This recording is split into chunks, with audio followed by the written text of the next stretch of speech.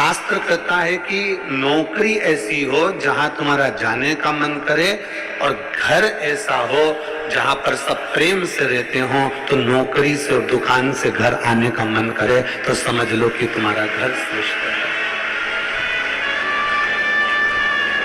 तो समझिए कि उसमें तुम्हारी श्रेष्ठता है।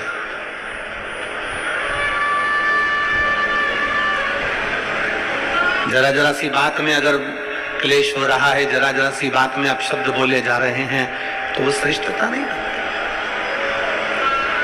लोरमी वालों ने भी बहुत व्यवस्था कर रखी थी, परंतु कीचड़ इतना है, मिट्टी काली है, पानी पड़ा हुआ है, इसलिए प्रशासन भी उस चीज को हाँ नहीं भर पाया, क्योंकि उनको दिखता है कि इतना लाखों में। अब आप देखिए कि 3 पंडाल बड़े बड़े डूम भरे पड़े हुए हैं, उधर भी बाहर भक्त हैं, उधर भी बाहर भक्त हैं, और इधर देखोगे तो चारों तरफ बाहर पूरे के पूरे भक्त भरे पड़े हुए हैं।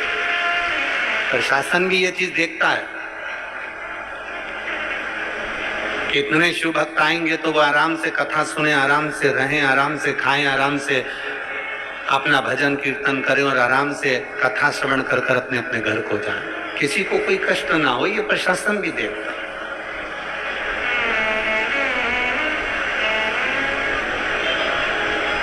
21,600 श्वास में से 21,600 श्वास जो चल रही है, उसमें से जितनी श्वास हम परमात्मा को दे सकते हैं उतना दीजिए।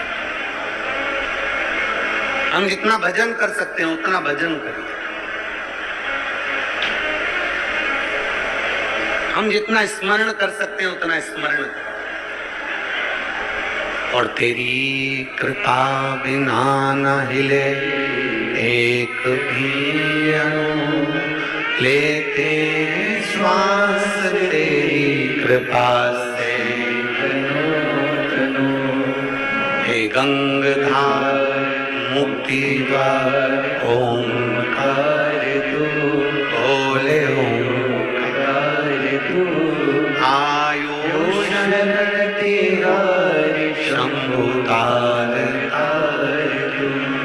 बखान क्या करूं मैं राखों के भेका, चपटी भभूत में खजाना कुबेर।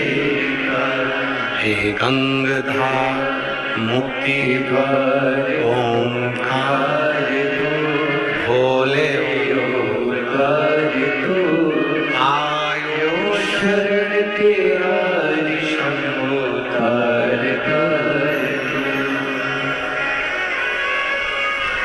कहाँ प्रभु कृपा कर, एक एक श्वास, और श्वास में से भी जो श्वास आपको ठीक लगे वो परमात्मा को दीजिए।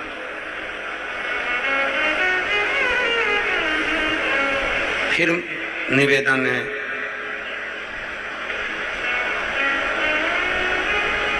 फिर निवेदन है कि नौकरी पर वहीं जाना अच्छा लगता है जहां स्नेह हो।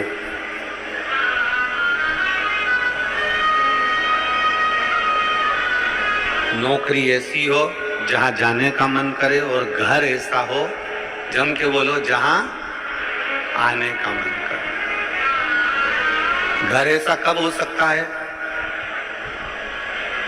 चप्पल कौन कौन पहनता है? जूता कौन कौन पहनता है?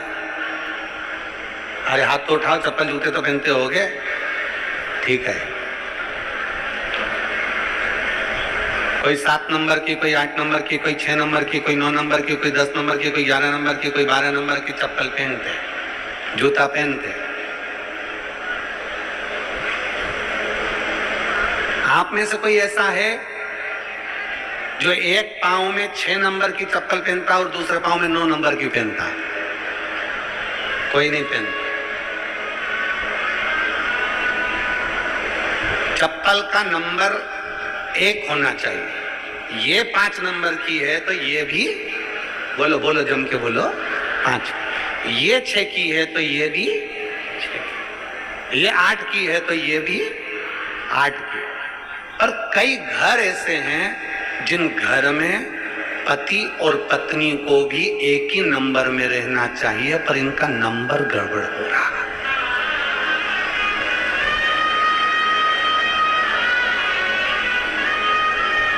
पति 8 नंबर में हो गया और पत्नी 6 नंबर में हो गई तो विवाद चालू हो गया। पत्नी 10 नंबर में हो गई और पति 7 नंबर में हो गया तो विवाद चालू। कितने चतुर हो आप सब। जितने श्रोता भाई बहन आस्था चैनल पर कथा सुन रहे हैं, फेसबुक यूट्यूब पर कथा सुन रहे हैं, जरा विचार करिएगा कि कितनी विद्वत्ता है आप में। आप दोनों पांव में चप्पल बराबर की पहनते हो, 6 number 6 number 7 number 7 number 8 number 8 number 9 number 9 number बराबर की पहनते हो। एक ही नंबर की चप्पल दोनों पांव में पहनते हो और घर पर जाते हो तो विचार करते हो कि पत्नी से झगड़ा हो रहा है, पति से झगड़ा हो रहा है, बच्चों से झगड़ा हो रहा है, रिश्तों में झगड़ा हो रहा है, नातों में झगड़ा हो रहा है। नहीं, शिवाहा पुराण की कथा कहती है अपने घर के प्रत्येक व्यक्ति का आपस में तालमेल मिलना चाहिए, नंबर 1 ही होना चाहिए, सबका सामंजस्य मिलकर चलना चाहिए। हाँ,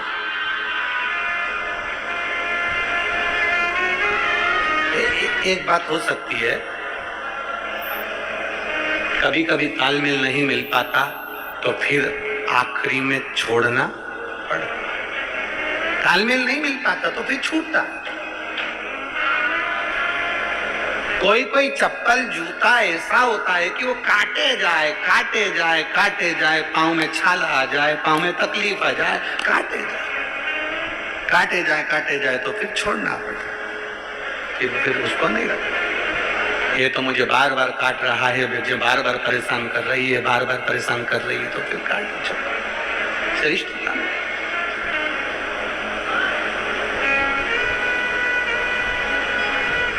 जूते, कपड़े और रिश्ते, कौन कौन सी चीज जम के बोलो जरा, सब बोलो, जितने भिलाई वाले बैठे हो सब बोलो, आस्था चैनल पर जो कथा सुन रहे हैं वो बोलो। जूते, कपड़े और रिश्ते, जब ये तंग करने लगे, जूते पांवों में कष्ट देने लगे, कपड़े शरीर पर कष्ट देने लगे और रिश्ते भी हमको कष्ट देने लगे, तो समझ लेना कि ये तुम्हारे साइज के नहीं है, ये अपने साइज के नहीं है।